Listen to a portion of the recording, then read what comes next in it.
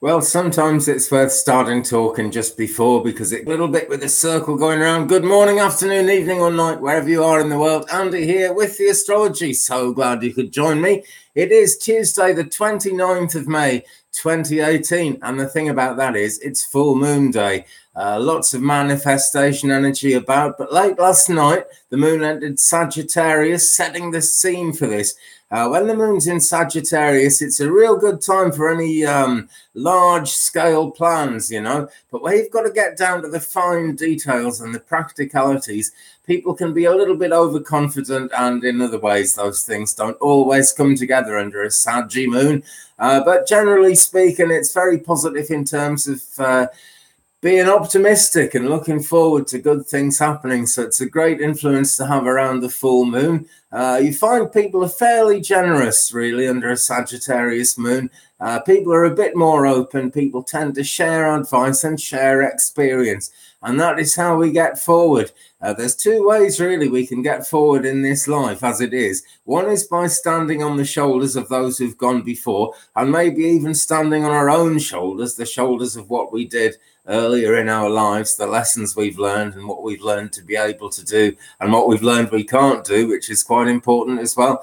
But the other thing is just simply standing on the shoulders of the way the world actually is, because this world that we live in is actually a platform on which we stand. And if we don't understand that, we don't always kind of think enough of the world that we work in. This can be a problem with Sagittarius, because those details about how people actually get on and what things actually mean can go a bit awry. But that's only a possibility. It's a lovely positive transit. And we come up to the full moon today. Now, you'll be waking up to it on the west side of the States and Canada, west side on Pacific coast, 7:19 a.m. The moon actually turns full. So you'll have a full moon day. Gosh, full twice in the same sentence. 10:19 a.m. Eastern, 15:19 here in the UK this afternoon. The moon turns full, and it's 13 hours later, so that's 4:19 a.m. tomorrow in Christchurch, New Zealand. Gosh, I'm really getting my globe trotting shoes on here.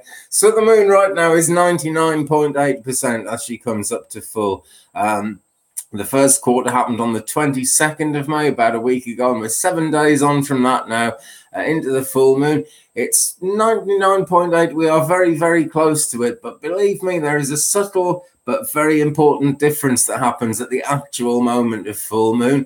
That is the time to really be thinking about it. If you're into the esoteric practices at all, it's a good time to be praying or burning incense, linking in some way, because it's all very positive and it's all very powerful as well. And that's 15:19 this afternoon UK, and I'll say it again, 7:19 a.m. Pacific, 10:19 a.m. Eastern, 4:19 a.m. tomorrow in New Zealand. And in that part of the world, I'm trying to get my head around all this.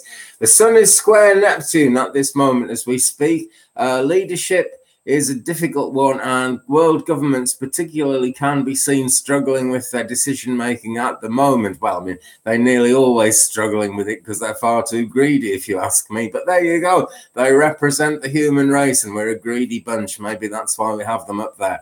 It's not all doom and gloom, we can all sort of decide to be a bit more generous, a bit more open, and that is what the Sagittarius moon is all about, actually. But leaders are going through it. Oh dear, poor souls.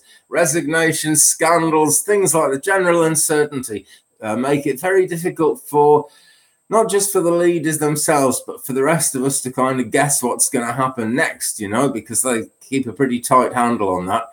Could be some changes, could be some difficulties in terms of art and religion, where people are kind of in what we might call the higher chakras, looking out there into the spiritual side of things. The moon herself is sextile Mars right now, though she will be opposite the sun when she goes full. But right now, and for the rest of, for the day up until then, particularly here in UK, the moon sextiling Mars, that brings action, that gets initiative going, and that makes people much more decisive. Good time for constructive projects, physical activity. Mars can be a scary sign, but this is a really positive alignment. Sextiles are good. They draw out the good things. Mercury, though, is void in Taurus, so the people have a fair bit of nervous energy. Schedules don't hang together great. communication is difficult and people can misunderstand. Even when someone's communicating very well, it's very easy to misunderstand them.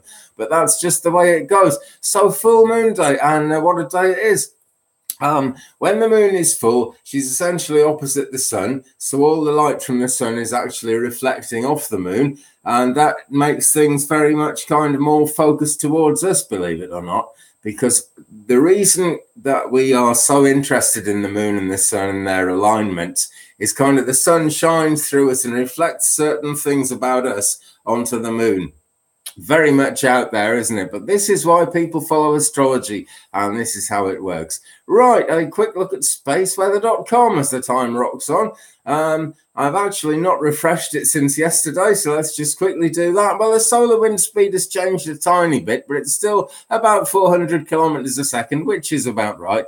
The proton density is up to 7.2 protons, so something's happening there. There's a strong possibility of geomagnetic storms on June the 1st, really strong possibility of that. But it is only G1 class, so it's not the end of the world. I'm sure it wouldn't be the end of the world anyway.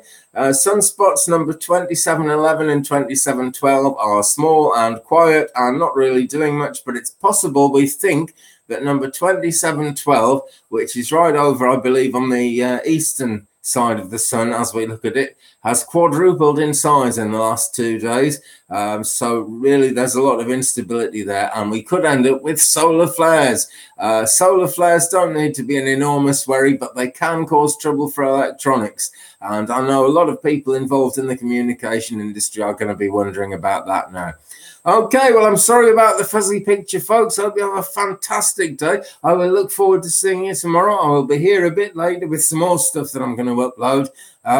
I've got to do something about this camera setup. That's just kind of too fuzzy today. But there we go. You know, it's a fuzzy old world, isn't it? Enjoy your full moon, my friends. I look forward to seeing you tomorrow. Give me a thumbs up if you've enjoyed the video. Leave me a comment. We will have a talk about it. Bye-bye.